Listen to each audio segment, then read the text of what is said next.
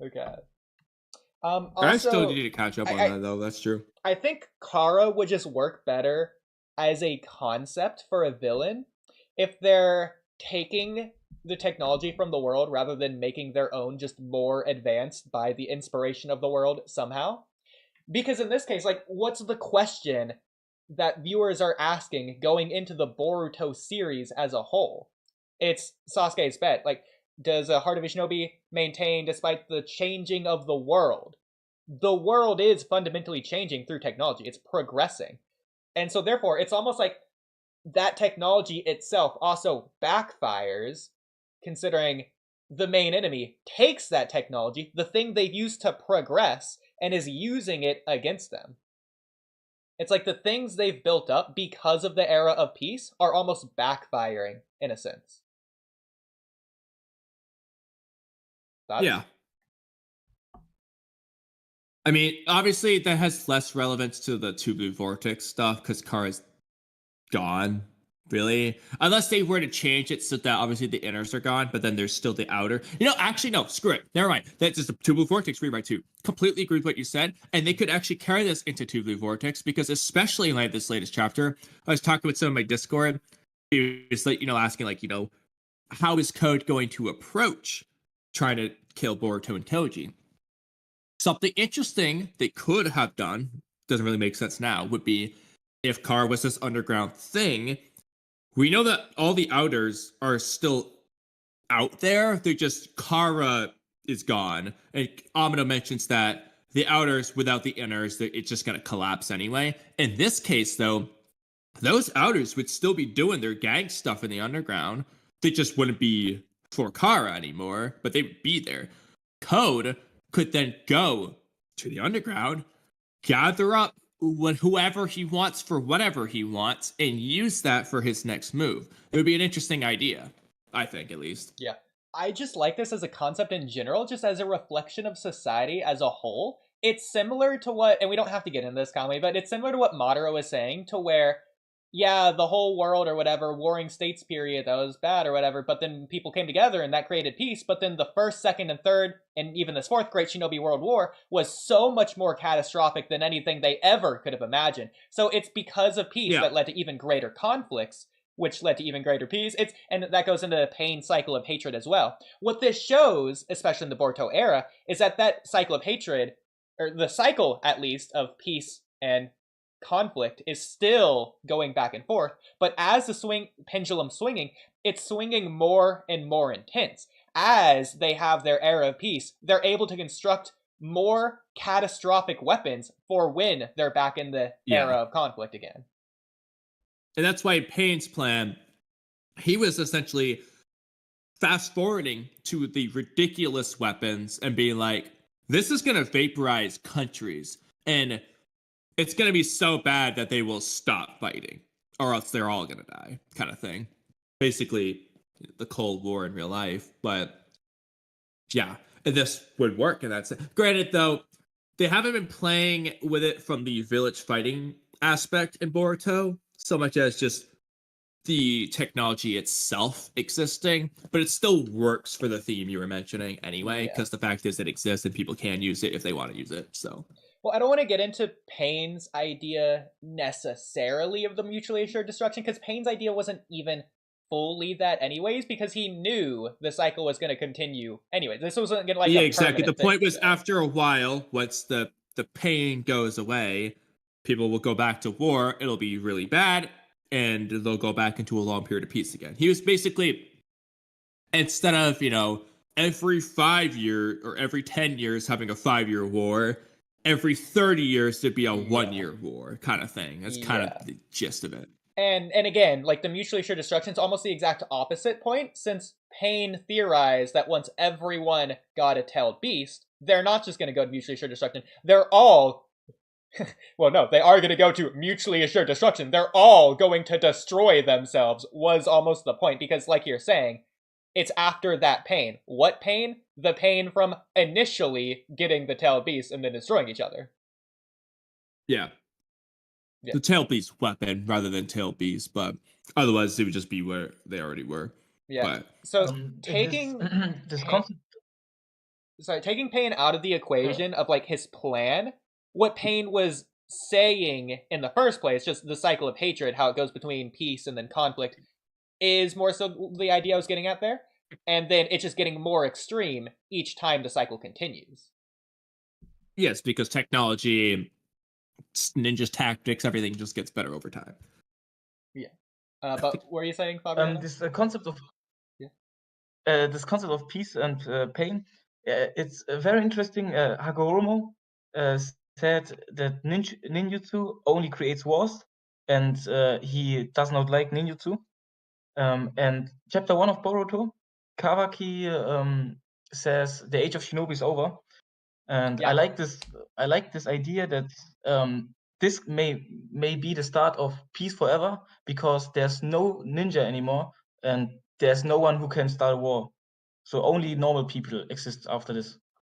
Well, Yeah, it depends on what exactly he meant by it, but I would like there to be something along those lines to where he's not just saying shit, but it actually means something. Yeah, yeah.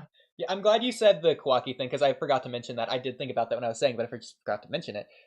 Yeah, with the technology thing of like it just gets more extreme each time the pendulum swing. I think that works perfectly for Kawaki's ideology and Boruto saying the age of Shinobi is not over when Kawaki's saying it is, possibly because of technology. But either way, it goes back to the heart of a Shinobi Ah. maintains despite the Mhm. changing era, the era changing because of technology. Yeah, it all depends on what Kawaki meant and why. That's really the found, because obviously the Boruto side, like you said, it's like it's really into the identity theme, and especially Sasuke's words in the first arc when he's having his bet with Naruto. Yeah, that the way of the ninja lives on despite the times changing. Boruto is a ninja. That's who he has always been. It's who he will always be, and so on and so on. That side's easy to understand. The question is, Yeah. what is Kawaki's end of the spectrum? Why is he saying this? What is he just saying nonsense because he wants to kill Boruto, or is there actually something there? Because like, the those who die early thing made sense at first, and it's kind of just gone away. We don't really understand. I don't know what they're going for anymore. But assuming he means something, it'll be good. Yeah. Maybe Kawaki means something like um, your time is over. I'm much stronger, and fronts him with the way the age of Shinobi is over. I'm the update. So like this, I'm the updates. I'm Otsutsuki. Yeah, like out of curiosity, what do you think they're gonna lean? And I don't want your answer to be Otsutsuki or technology. Okay, you're not allowed to say that. I was gonna say Do you that, yeah. think Kawaki's leaning towards the technology, so like Obito technology enhancements, or is he leaning towards Otsutsuki to say Age of Shinobi is over, Otsutsuki are stronger, and I'm ending this, or is it Age of Shinobi is over, technology's better, and I'm ending this? I did write a post about this. I think he learns the way of ninja. He looks like a ninja to me in the scene, and I think he learns the way of ninja to end the time of the ninjas. So much like his Otsutsuki abilities now. He is an Otsutsuki who tries to kill Otsutsukis, and later he learns the way of ninja to kill all the ninjas. Which post is That's it? gonna be interesting to see because it really depends on what they want to do narratively. Because as it currently stands, at least, This one, Kawaki rejects the ninja way entirely. He views himself as a Suzuki, not ninja.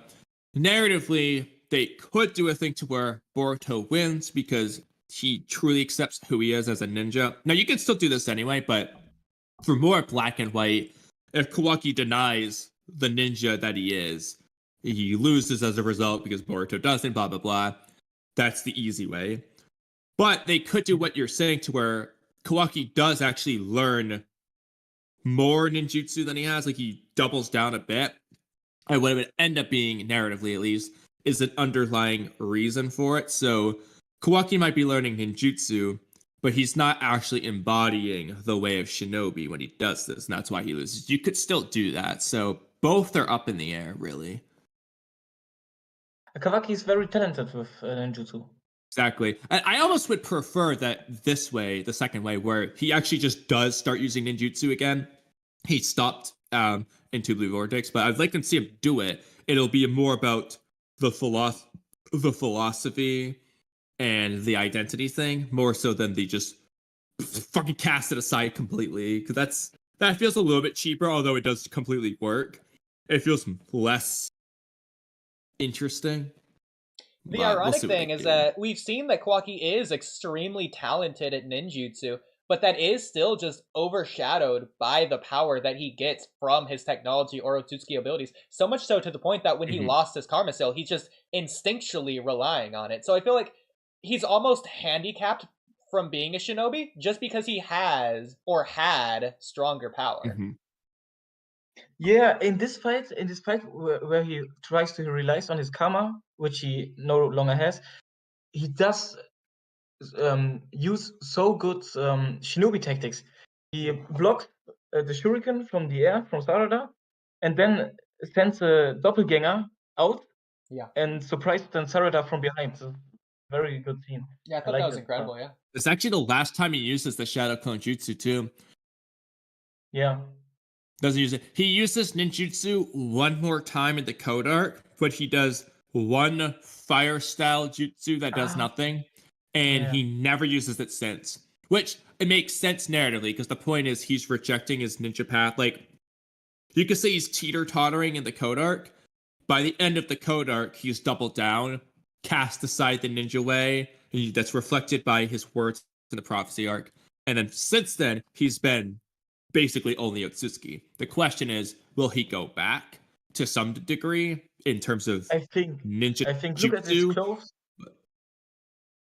Hmm? His clothes in chapter 1, they look like a ninja to me. Which thing? Which In chapter one? Two Blue Vortex or part the 1, Flash chapter Forward 1. scene? Okay. The flash forward, yeah. He looks like a ninja to me. Let's go find out. Okay, real quick. That design's so much better than the current one. I just Yeah. gotta say that. I hate his mullet. It's I same. Well, he has longer hair in this one, but this one it looks cool. I don't like the current one. It looks way too greasy. Yeah. Like this design, that's the design I want from Kawaki. Yeah. Now, I have an ultimate culmination of how this theme could progress in its entirety. I'm curious what you two are going to think about this. So, I think the way they should do this, especially with how they should have done Kara, to where Kara is taking the technology of the world to have it backfire on them, which is irony, rather than like a space race to where it's just the other side's technology. In this case, it's their own technology working against them. So I think what they should do is Kawaki should be using shadow clones in order to like get the edge up over Boruto in this fight. It's not, well, it's ninjutsu, but it's a technique passed down from Naruto in particular. But aside from that, what I'm thinking of for Boruto to get to this point in the first place, to have this final confrontation, he has to overcome something traumatic, something intense. Not traumatic, but just something Ninja like Tech? hard to overcome. I think the most impactful thing, not only for Boruto, but for the audience, going with this idea, it's if I don't care who, the who doesn't matter. It's if someone, I'll rephrase it to this. It's if Naruto comes back. It's if Naruto dies from a Rasengan. The Rasengan in particular. What is the Rasengan? The Rasengan, the jutsu invented by Minato, the jutsu invented to protect the next generation. Who is the next generation from Minato? It's Naruto. The irony there that Minato created a jutsu to protect his son that was passed down to his son, that was then passed down in order to kill his son. It's almost in the same way that Tobirama created so many forbidden jutsus to protect Konoha, and those same jutsus were used to start the fourth Shinobi World War to fight against Konoha. You almost destroy Konoha as well. Exactly. Even in the war, Tobirama is essentially having his own jutsus thrown back against Adam. Against Hiruzen, Orochimaru used his own jutsu for Tobirama to fight against the Leaf Village. He used Tobirama as a person, not just the jutsu. Tobirama the person had to fight against the Leaf Village because of the jutsu he invented to protect the Leaf Village. Yeah. Yeah. Do you think in this case, So obviously the code arc, it didn't happen because Kawaki absorbed the jutsu, but in this case, do you think it should be Borushiki does kill Naruto with the Master Oh my Sengoku? god, that'd be crazy if it's Boruto in particular. That's good. I do Well, I like mean, that, who actually. else is going to do it, though? Yeah. It's not going to be Koji, realistically. The only option is Kawaki. That requires Kawaki to completely change into wanting to kill Naruto, though. The easiest one would be this time around, Kawaki's not there to absorb the jutsu, hmm and that's why Naruto dies. This works on so many levels, though, because, first of all, if we're doing that in the code arc, this works for Naruto's character, because as we saw, Naruto was told he needs to kill his son, otherwise something bad's gonna happen. Because Naruto couldn't do that, he's having to suffer the consequences of his decision, the decision he couldn't make. Naruto dies as a result of this. But also, this works for Boruto's character as well, because Boruto talked about so many times, every time Momoshiki took over, he can see from Momoshiki's vision, and he can't imagine hurting anyone, in particular Naruto. How fitting would it be that Naruto's the one person that Boruto, kills through his own hands? Yeah, it's the one person, the one Momoshiki does manage to kill.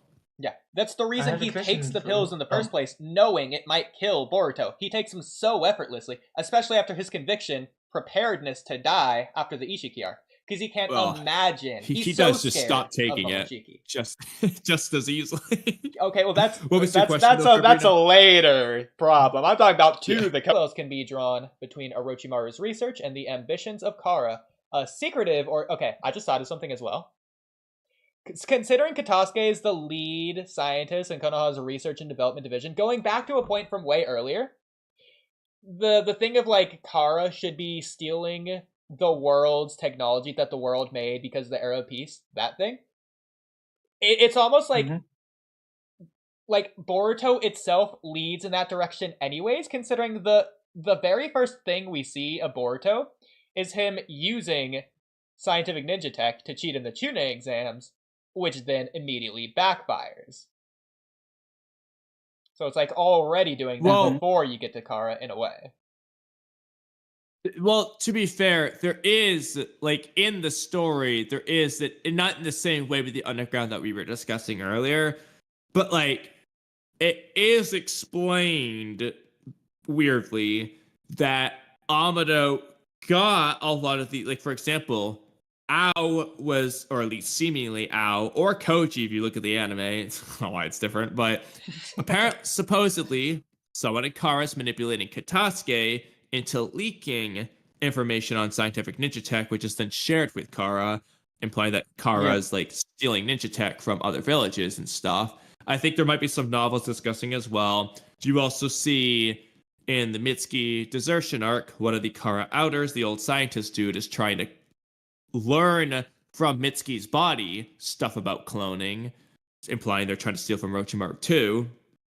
Then Victor obviously steals the Hashirama himself from Orochimaru, and so on. So they are doing that. It's just weird because then you have, when it comes to the inners at least, Amado's like, yeah, I didn't make any of this shit. I actually just got it from Shibai, which has nothing to do with Katasuke's Ninja Tech Gauntlet. Like, it seems like it only applied to Garo and Ao, like the outers. Yeah. So it's kind of like, feels like it's a drop plot point. Maybe it was a Karachi plot point that Ikki changed. Wouldn't be surprised. So, not addressing your point, but addressing... It's with the manga. In the manga, it's... Sorry? You can go ahead if you want. What'd you say? Something to say. Okay. It's mentioned in the manga. There is a world building lore, 8 pages, has Shinobi hidden column, and there is explained that Kara, yes. No, it's this. Page number 8. Oder? Yep. Yeah. Yep. Where is this from? From Shinobi hidden column number 8. From the manga. Duh. Is it just like a thing at the end of like some of the chapters or something? Yep. Well, it's not on Viz, that's for sure. Fuck Viz, bro. And this is written by Kodachi. Also, yeah. Everything. Oh, so it's probably good. Yeah. But please go ahead. All right. Anyway, like you were saying. You were saying? Me? Yeah. Yeah. So yeah, sorry. Yeah, sorry. In the second page of column 8, there's the second page. There is explained that Kara, also how they get scientific ninja tools. They develop himself, spread it in the whole country. And then the hidden village research independent, and this knowledge gets back to Kara. Yeah, it's a Kara. little bit of what they're doing in the Magina Bandits art as well. But yeah. At the first half of it. Anyways, yeah, so sort of to address information from Kamui's point rather than Kamui's point itself. What's interesting to me is that yes, whereas Katasuke was under Genjutsu from Ao or Koji, whatever you want to say, it doesn't really matter about Kara in this place because this isn't Kara doing this. This isn't an enemy. This is almost a civil war itself. The Leaf itself is doing this. So regardless of Katasuke's Genjutsu to influence Boruto, first of all, Katasuke asked Boruto before the Genjutsu, but also the fact that Katasuke made the technology on his own. Well, not on, like, as instructed to by his village. Like, the point is Konoha wanted to make these jutsu. I'm pretty sure it was to help ninjas out on mission in general, as we see the very first thing from the Boruto movie is them fighting and getting hurt by a panda.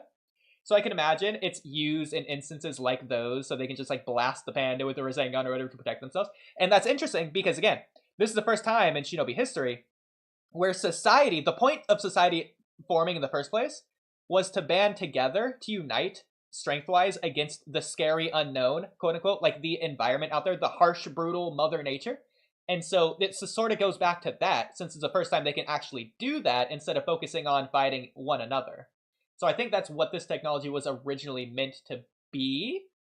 But that's interesting because, again, this is the era of peace, and they're making, like they describe here, explosive technology. Like they're making weapons in the era of peace.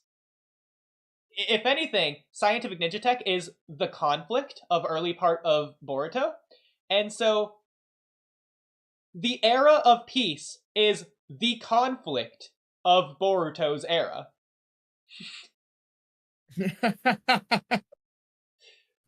To lead it to that sort of conclusion. But so there you go. The scientific ninja tools are only tools, and it depends on how you use it. You can use it for good, you can use it for bad. Yes, but my point is that regardless if it's a weapon made for offense or defense, the point is they're still making a weapon. Something to hostilely gain a physical advantage over an opponent. Whether the opponent is another human or someone who is themselves hostile, the point is that there's still conflict in the world that's being solved through conflict. It's like the cycle of hatred, but just not between humans. Between the world itself at that point. The cycle of technology. Yeah. But again, because Kara, I'm not going to count Katasuke's Genjutsu, because Kara isn't a threat and there is no opponent, this is Shinobi from the era of peace. Basically, Konoha in an era of peace conflicting against itself in a sort of civil war, which is interesting considering there is opponents. Cycles. I think it's a reflection of society. No. Very cool. The underground, also the rogue ninjas, also opponents still exist. It's peace within the villages, but underground and so exists still. Yeah, so I'm specifically counting the first half of the Boruto movie, Boruto's story. It's self-contained within Konoha, so we're ignoring everything of the outside world that could be in conflict anyways. We're just talking about Konoha, which is in the era of peace, and how Boruto is adapting to that. Yeah. There you go. But yeah, pretty cool stuff here. Yeah, I like this world building. It's very cool. Yeah. Okay, I don't